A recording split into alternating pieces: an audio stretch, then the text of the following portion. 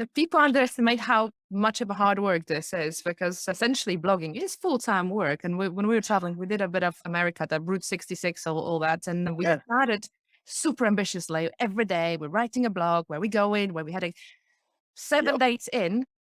We don't actually enjoy ourselves anymore because this is work. So yeah, you need Yeah. to commit. Yeah. And it really is. Especially when you look at the job that so much of the competition is doing. It's like one of us would need to be a full-time video editor at that point. That's not worth it. That's not the whole point. The whole point of this was to step back away from the business and spend more time with the kids and go do some really interesting stuff and see all of this stuff that we just normally don't get to see. Anyway, we're not You, supposed to you be did it the talking. right way because all the photographers, on behalf of all the photographers, I would say we start business thinking we're going to do photography to have this amazing life around our family. And then a year in, it takes over the family life. We work in the day, Uh, we work at night. We're literally like on call 24/7. Family suffers. So you've got this whole sort of thing to achieve well, them. we went through all of that first though. That's it. We didn't I would love to sound like we're smarter than the average bear. We're not. We did all of that too. Oh, we're going to start this business because freedom. And then, yeah. And then we realized, oh, wait, we just created ourselves a job.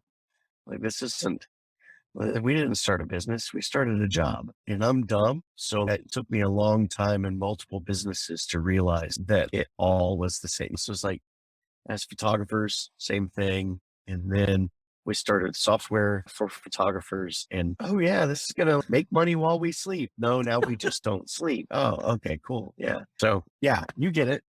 What a great segue into in-person sales though, because it really was the thing that changed our lives. And I love seeing what you're doing over there. And so it looks like you've got some in-person stuff coming up, like in person. I saw you've got some 2022, some live, like actual in-person sales, I do a lot of workshops, huh? interaction. Yeah, I do workshops in person. So it's all group ones where I get people in because everyone thinks it's going to be much better when they actually sit in one room and I shout at everyone. So they love it. Absolutely love it. I do courses. So from September, I'm doing like a 6 weeks power course for those who don't want to come and see me in person because maybe they're scared. And those super brave ones, when they really want to have full on contact with me, it's one-to-one as well. So I do pretty much everything, bit of Yeah, everything. that's awesome. And your one-to-one, is that typically online or is that, or Yeah, are you it's keeping this typically in online. person? They've got an option to come to the studio. It's the same price, but they prefer it online. So if I get too shouty, they can just mute me or switch me off. Yeah, but just keep nodding. So you Yeah. don't know that yeah, you're muted. Yeah, perfect. That's fantastic. Okay. So walk me through your story. Where did you start and how long have you been doing this? And why do you teach this and all of that? I've been doing it for about 8 years, teaching probably six and a bit. I think it's pretty much the same as with everyone who teaches IPS, because obviously for any other photographers, what we do is we only do it to get money from everyone. And it's all like we're millionaires. But we essentially always start from thinking that this is logical to us. Why is this not logical to everyone else? This is so easy. And then it kicks in and you realize, oh my God, this is not actually easy for everyone. It's like with cooking. Some people just open the fridge and have four things and put dinner together. And I open the fridge and think, oh my God, I need to order fish and chips.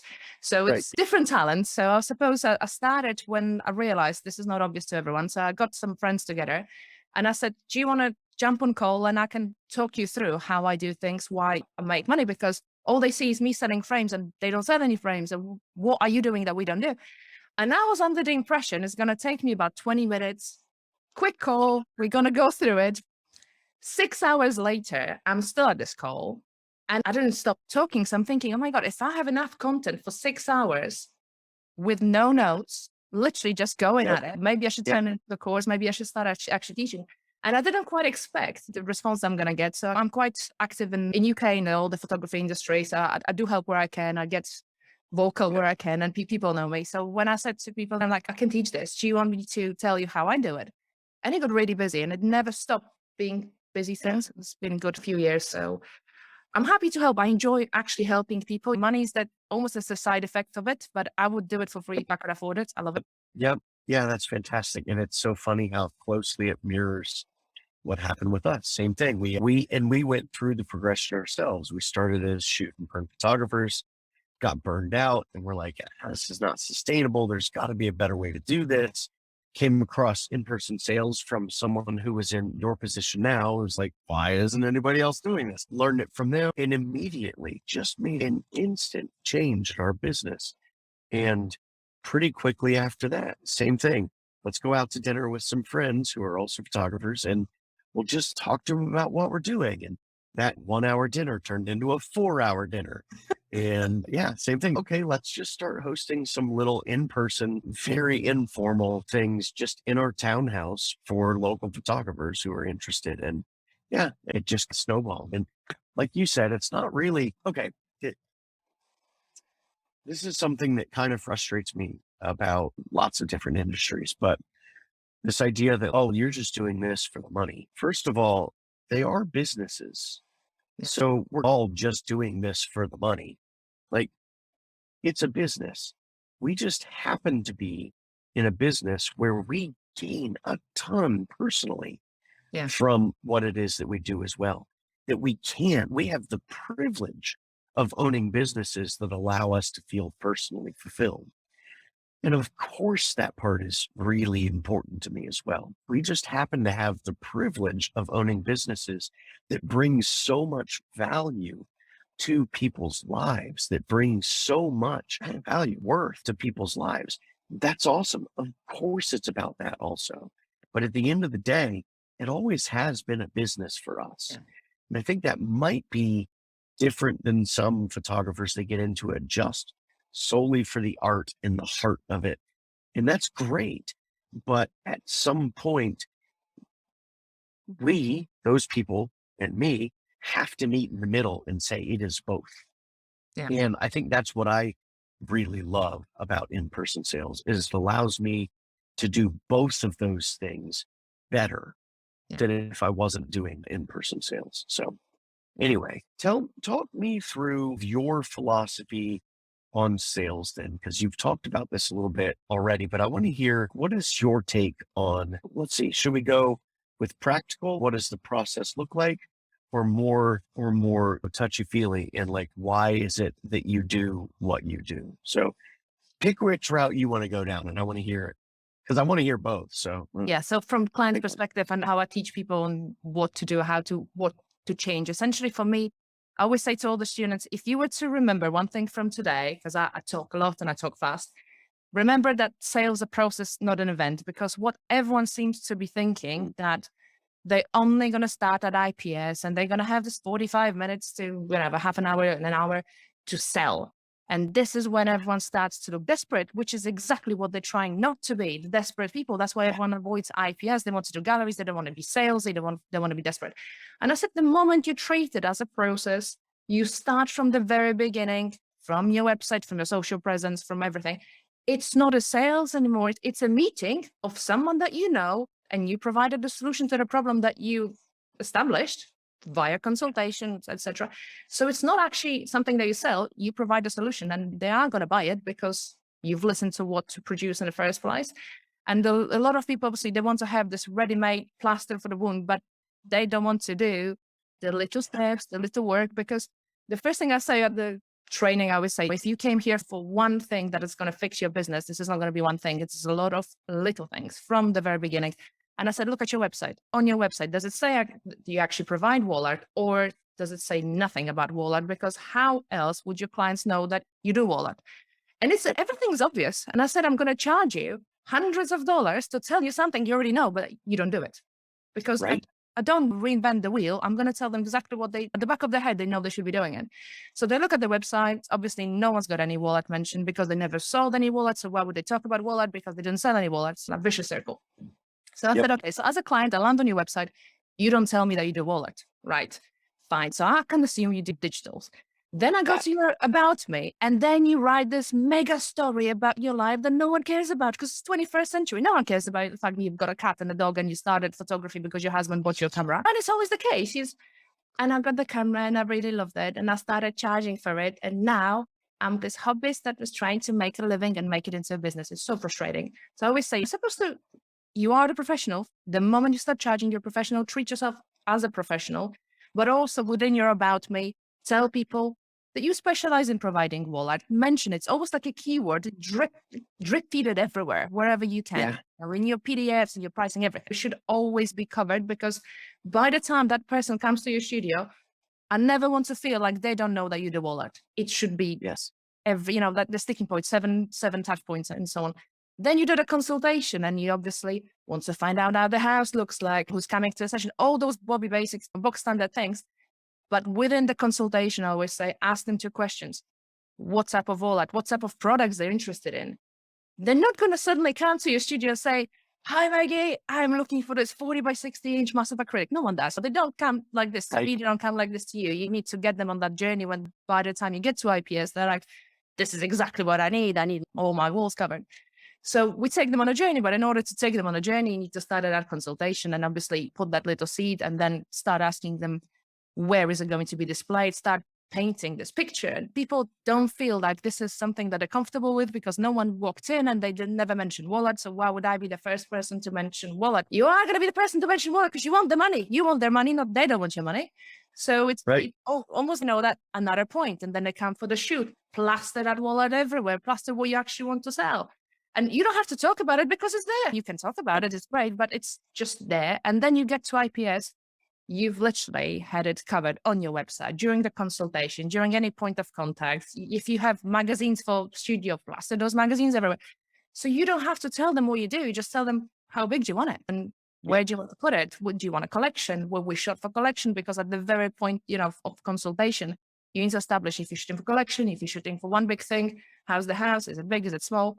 And there's always excuses. Oh, well, I'm shooting for someone who's in London and their flat's really small. Well, sell them an album, sell them a folio book. Yep. There's something you can sell them. So it's not limited to products. It's 21st century. You can have any, there's nothing. And another thing I would say, people, when they put prices for the wall art or the products, and they limit themselves on sizes, because no one ever bought anything that's massive. So why would I put that price on my website? Because if they look at your pricing and it stops at 20 by 30 inch, they're going to think this is the top of your abilities. Yes. Yep. It's the little things when you do it and you think, this is logical. Why is it so frustrating? Can you not do it? Just do it. So yeah, I get frustrated. I'm a very emotional salesperson. Oh, but it's because you're passionate about this. And I wanted to go back to a point that you made, and it's this idea that, I'm going to feel too forward. I'm going to feel like a sleazy salesperson if they come into the consultation and I say, okay, so the magic phrase that we use is, okay, where in your home do you want to display the artwork that I'm going to create for you? And people are like, oh, wait, hold on, time out. That feels weird. You said this wasn't going to feel forward. This wasn't going to feel sleazy. But now you're just assuming that they want wall art. And to go back to what you had just mentioned, no, I'm not assuming it. They went to my website and they saw wall art everywhere. They went to my social media. They saw wall art everywhere. They read my emails. They heard about wall art everywhere. It would be weird if I didn't ask them this at this point, because they've seen it everywhere. And it's these, like you said, it's these little breadcrumbs that we're dropping along the way, these little hints, not even really hints, these little things that we're dropping along the way that say, this is what we do and this is who we do it for. If that's what you want, great, let's chat. If it's not what you want, guess what? There's 1,000 other photographers within a stone's throw of where I am right now who are more than happy to give you the digitals. But we serve people in this way. And so when you look at each of these steps in a vacuum, when you look at them siloed as their own little thing, yeah, okay, I can see how that might feel a little bit weird, just leading the entire meeting with, okay, so where are we going to put your wall art? But none of these things live in a vacuum. All of these things build upon the previous step. And that's why it's so important. Like you said, I really love this idea that IPS is not an event, it's a process. When you look at it as that and you treat it as such, then you get this compounding effect where the expectations that you set here are being reinforced here and here and here. And then, like you said, by the time you get to the sales meeting, this is not a sales meeting anymore. It's, hey, remember that stuff that you already told me that you want? Great. Here it is.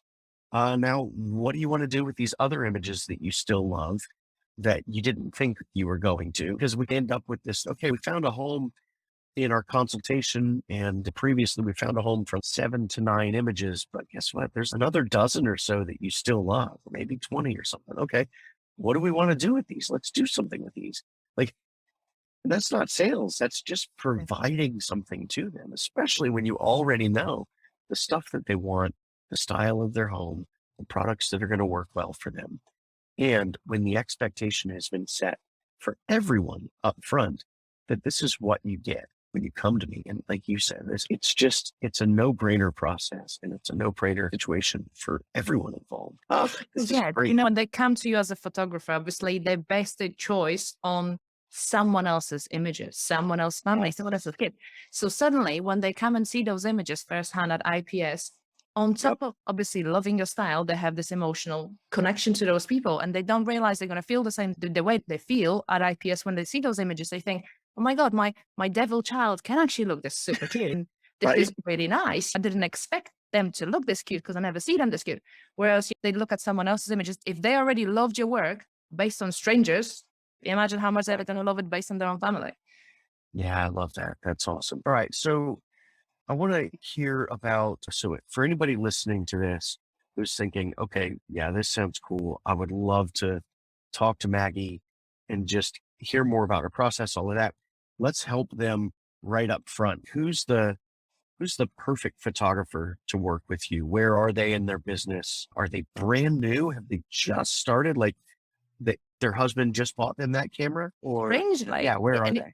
absolutely blows my mind how I actually managed to formulate this training, because people who never did IPS, they're going to find everything that they're looking for in the training because I talk through the process from scratch. I do have a lot of photographers who've been doing IPS for 10 years, 20 years. The attitude that they have is obviously different because they come with this attitude that, what's she going to teach me? I've done it for so long. So it's more of a fight with them. But then the moment they implement everything, and they, in the back of the head, they know I'm right. The moment they implement everything, they see the results. It might take me a year, it might take me 2 years, but I'll get that message saying, you know what, you were right. It does actually work. Thank you very much. I've implemented it. Whereas new people, they kind of, they give you more trust because they don't know any difference. So they assume, obviously, I'm coming to a specialist. She's going to teach me how to do it. And they don't make the mistakes someone does with more experience, but I've got mixed bag of everyone. So typical training course would be half, maybe 60% of people who already do IPS, 40% who've never done IPS in their life. So it works for everyone. As Yeah. easy as it sounds. No, that's great. That's great. And then as far as like a client base, this was always something that we would run into where people are saying, hey, I believe in this process. Like I'm drinking the Kool-Aid. This sounds awesome, but I don't have any clients right now. So like, why would I work on my sales process if I don't even have anybody to work with? So is there like a foundation of a number of clients that you'd recommend for somebody before they started this or before they came to you to work on this with you?